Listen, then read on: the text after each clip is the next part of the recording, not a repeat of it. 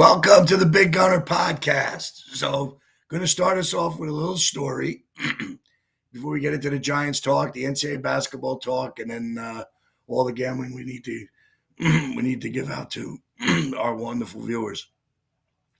But here's what the story about yesterday. So, on a rare day, on a Monday, I decided to get up and play. I'm playing in a member guest golf tournament on Thursday. So I get with my partner. We're going to play a little practice round, get more acquainted with what we're doing. As we get to the first tee, we see two guys go up on the first tee and watch them hit their first balls and say, I don't know if we want to play with them. They gave us the offer we could play behind them. Well, as the time progressed, we catch them around the turn of the ninth hole, and then we're like, we're both waiting on the next tee box. So we go up and introduce ourselves and say, do you want to play? Could we finish the round together? This way we speed up and we can get out of there quicker. And sure enough, it turns out these were big guys. And one of them, I figured out who it was, and was a prominent NFL coach. And I'm not going to give out his name, but I can tell you the conversation was hot and heavy regarding the New York Football Giants. Now, he's not a Giants coach and never has been in an organization, but very familiar and knowledgeable about the league. He's played in the league and been around for a while. And I got some information that I think is good for our Giant listeners, but stuff that I trust the source. And I'm kind of a little bit more now in question of my viewpoints on everything. The first thing he said to us about the Giants is he was in agreement about the move to let Barkley go, which I was hot and heavy about. Felt like we should have given him an offer instead of letting him walk without an offer. So my attack on Shane a little bit there is kind of valid. It got, it was kind of agreed upon, and I thought that we should have come up with an offer. And, of course, not letting him go in the division. So that was that back step. But this particular step now is very interesting because getting Jameis Winston and Russell Wilson, which I've been on top of both moves saying they were good, he disagreed. He thought that, we're still on the quarterback question. So he was telling me that he likes in the draft Cam Ward. He likes Tyler Shaw and Will Howard. Where's three guys that stood out to him that were value draft choices. So we've been talking about, I asked him about Jackson Dart, who I love, and he said I talked about throws he was making, and he didn't see the things that I saw in Jackson Dart. And I'll obviously give in to an NFL quarterback coach, an NFL coach at all on this. So I don't know that much, but I think my eye test is pretty informative, and I think I know what I'm talking about. But in this case, I'm going to take a little bit of a back seat and say, okay, but he feels that, Winston is tough to fix, that if he gets to play games, he's still not going to – he's too hard at this point to get away from that turnover stuff. And he thought Russell Wilson, the definition of it was, a coach killer, that he just doesn't do the right things that you need to do for that position and, move forward. So that was my little education I got for the Giants and understanding. And the other interesting thing he's talked about was he knew a little bit about Matthew Stafford and said to me that the Giants were close to getting Stafford and the Giants were very interested, which you never know how these conversations start. And he said, I asked him how these insiders on ESPN and NFL Network and FS1 get all these rumors correct. And he said the agents just spell them out to them. They have relationships with agents who tell them what's really going on. But he said the Matthew Stafford move was basically that Stafford felt he was worth a lot more to the organization that they felt he was getting credit for, and that he wanted more. And they said it's okay to go look at a trade. And the Giants were in that mix. It was a possibility. And then the other thought was also that that the Raiders were really interested, and the Raiders had a legit chance. He thought the Raiders even had a better chance than Giants, and I didn't really hear much of the Raiders being involved with the Matthew Stafford deal, but probably thought it'd be a good location to be in Las Vegas. But he said that Tom Brady's going to get the Raiders going. He said Brady's heavily involved, and that that the Raiders are going to be a team to reckon with in the future, as long as Brady is making those football decisions. So good things to hear about the league. Great conversation. Fantastic guy. Enjoyed it. I got to share a few of my Giant stories. I like the fact that he liked the equipment people. So I thought that was great. But it was a very interesting conversation, knowledgeable to us. I told him that we got into Daniel Jones too. He liked Daniel Jones. He thought that coming out of college, he thought that he was going to be a player. Thinks he still can be. Just thought that something was missing in New York. And I basically said that I thought last year I was in full support of bringing Daniel Jones back. And then I thought when it came out that I thought it was knee injury. You shouldn't be carted off for knee injury. I brought up the Kirk Cousins contract with him. He agreed that that Cousins gets 180 million coming off an Achilles, yet Daniel Jones is kicked out of the league for coming off a knee injury. They both have one playoff win, and I thought it was interesting. I asked him about Aaron Rodgers, and he thought that Aaron Rodgers would be a fit anywhere. He can't believe he's not signed, but he thinks there's a lot of stuff that you have to deal with outside the football field with Aaron that some teams have a tough time with, but he can play. He said he's still great and he's probably the best one out there. So, but getting back to Daniel, he thought that Daniel's got a chance with the Colts, and he thinks that he could play in the league.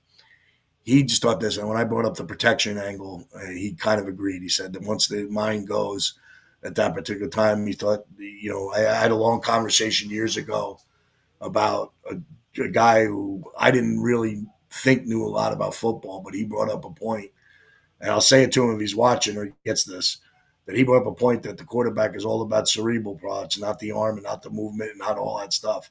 It's a combination of both, but the mental part of the game and decision making of a quarterback is, according to this quarterback guru, was way more important than the part of the ability to throw. So I stand corrected. My apologies to this person who I'm not going to name him, but he knows who he is. We've had this discussion going back 30 years about that. He thought that the decision making of the quarterback is the most important part, and he thought that Daniel's decision making was in question, and he thinks that can be corrected. So we'll see where the future lies for these people, and we're going to get back to you with more Giant stuff. But it was a great conversation, very informative, got a lot of information out of it, and felt good that they were positive about the equipment guys. So strike a plus there, check mark for us all equipment people who serve. So shout out to those people. So now getting into the NCAA basketball tournament. Well, I kind of thought that it would go as it did go. The number one seeds in my bracket, I did pick the number one seeds to get there. You heard a lot last week about the sports centers and all these experts saying about how the Cinderella stories might be dead in college basketball. I find that what action you have this week in college basketball is this basketball crown tournament with, teams from major conferences, getting their chances. The Big East Villanova plays today. DePaul plays Cincinnati today. So you have, Big 12 and, Big East and, conferences, teams going at it. So this would be interesting. I think that there should be a way to get teams that get eliminated in the first round to be available for this crown tournament at the end of March. I think that would make it interesting. I'm interested to find out if there is NIL money. I heard there was. I'm not sure. I haven't heard anybody talk about it, but I think there's NIL money involved in this for the players if they win. I think that's a great idea. And I think it could be the second coming. If you start paying these guys to play and win games in the tournament, I think that would be a factor to enhance this crown idea of playing this week-long 16-team tournament in Vegas. I think it's a great thing. I thought the Pac-12 going to Vegas was one of the best ideas. I talked to Scott Sabella, who was the president of MGM at the time, about it, and he thought it was his baby, and I thought it was fantastic. It was one of the best events I could go to in Vegas. Went every year. Now I know in 2028 the Big Ten tournament will be out there, which I think will be great. Will be a must-attend event for myself. I love college basketball this time of the year, and so it just sets up some interesting situations for the future. But getting to this Final Four this week is going to be fascinating. Great matchup, Houston and Duke. Love what Houston did. Absolutely shocked me at how Tennessee looked like they were complete handcuffs walking in quicksand. I thought they did a great job defending Ziegler. Um, I thought his size, I think, came into a factor. I think he had all 4 shots blocked as he went to the basket, which I thought was pretty amazing. I think Calvin Sampson has his team at a very high level defensively, but they're going to get a challenge now. Duke has athletes. Duke has scorers on the interior. Duke has the best player in the country. So there's a reason why Houston is 4.5 coming off a 20-point win over a great team in Tennessee. So I find this to be fascinating. Do I think if it's low scoring, do I think Houston has a chance to stay in it? I think they're a veteran team, and they do have a chance to stay in it. I just think Duke has the ability of what they did to Alabama. You saw after Alabama's smoke and mirrors win with the 25 threes against BYU, thought they could get away with that. And you saw Duke basically, hit the smaller point guard in Mark Sears, who only had 2 shots, I think, even taken in the first half of that game. I just look at it like this is a great matchup. I'm going to throw my cards in and take a chance with the underdog in this particular game that Houston comes through, and I don't know if they win, but I think that, I have my prediction. I have them winning in my bracket. So, but I'm going to take a chance and say plus the 5 right now and take my chances with Houston. And in the other game, Florida-Auburn, Florida does this again.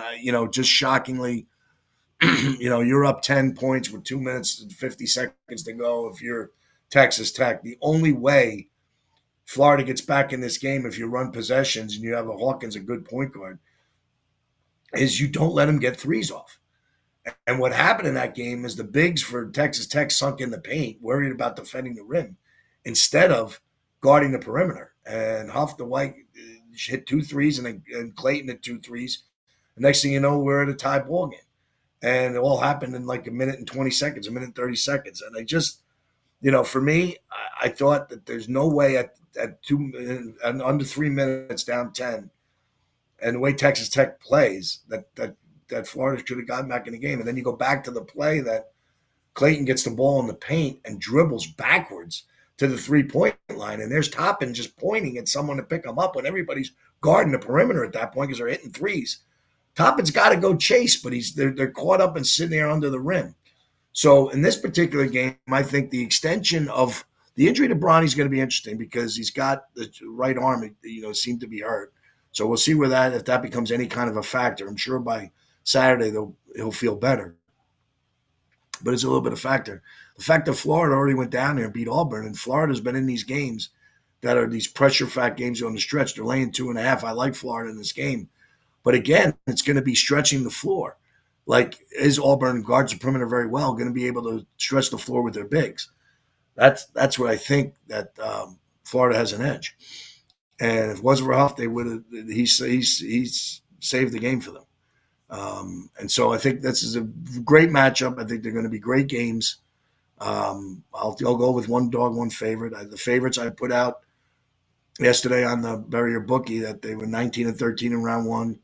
They were 7-7-2, and if you bought points, you went to 9-7 on the second round. And in the Sweet 16, they were 5-3. In the Elite 8, they were 3-1. So again, it goes back to the factor that we kind of shade the underdog for money lines and bets because that's what the sharp likes, and I think people like the bigger payouts. But I think these lines might be getting lower than they should be, and I think there's value betting a small favorite now, bet more than ever before. So my advice is don't bail out on them. I mean, Duke and Florida should be favored in the game. It should be better.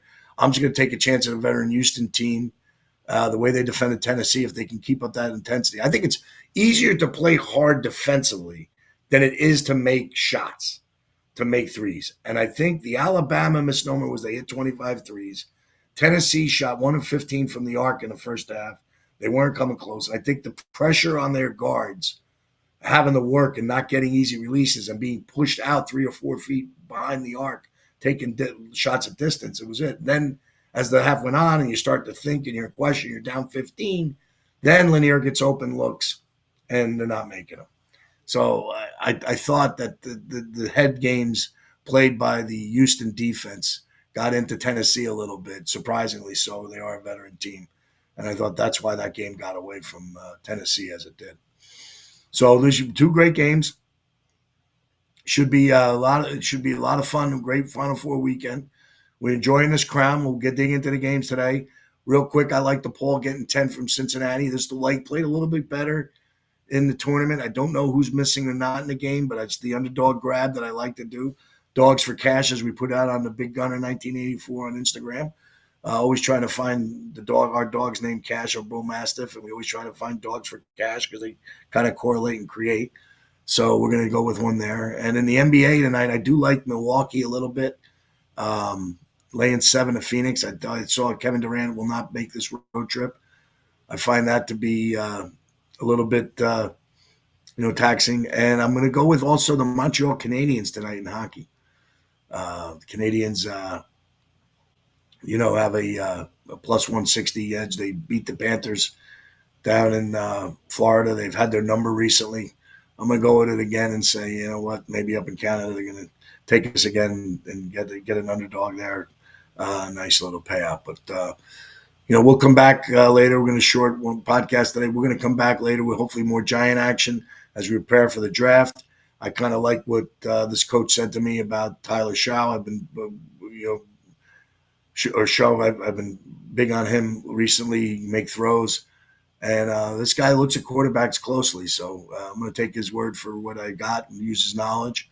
I do think we're not out of the quarterback game. I thought that, as I said. Now, especially after my conversation yesterday, I believe that we're going to be drafting one either in the first or second round in this draft. I prefer it not to be in the second, seeing who drops or seeing what happens there. Maybe after listening to him, Jackson Dart falls to us. But I do think there'll be somebody available at 34 that we could get. And I like the even picking another one, even with 2 guys. I wouldn't mind a Dylan Gabriel in the 5th round if he's sitting there. We have 9 picks in this draft. The compensatory pick is in the 3rd round, which is nice. So a lot of work to do. I think we're on the right track. Only way we can go is up. I'm a little bit more hesitant to make that bet after my conversation yesterday with the 4.5 over Giant wins, but we're going to see what happens. I know I'm not taking the under, so we bleed blue here. So until next week, we got Bury Your Bookie on Thursday. We'll open up a little bit more baseball talk.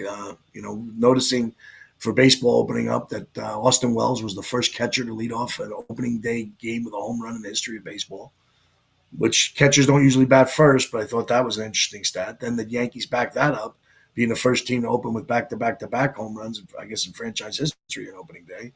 Hit 4 home runs in the first inning for the first time in franchise history.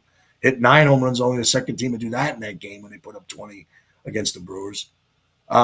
Just a shocking overall start to the New York Yankees bats as they come out and get 37 runs in the first 3 games.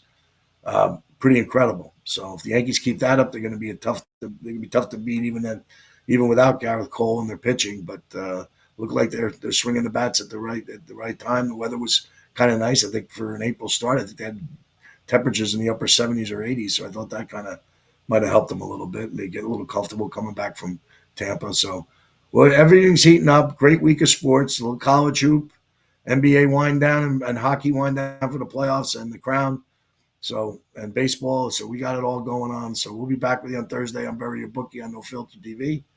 And as far as the Giants go, little question marks on that quarterback position, but we're going to keep plugging away. I'm trusting the Shane Dable regime to get it done. So next week we'll come back with you a little bit more. Till then, go Big Blue.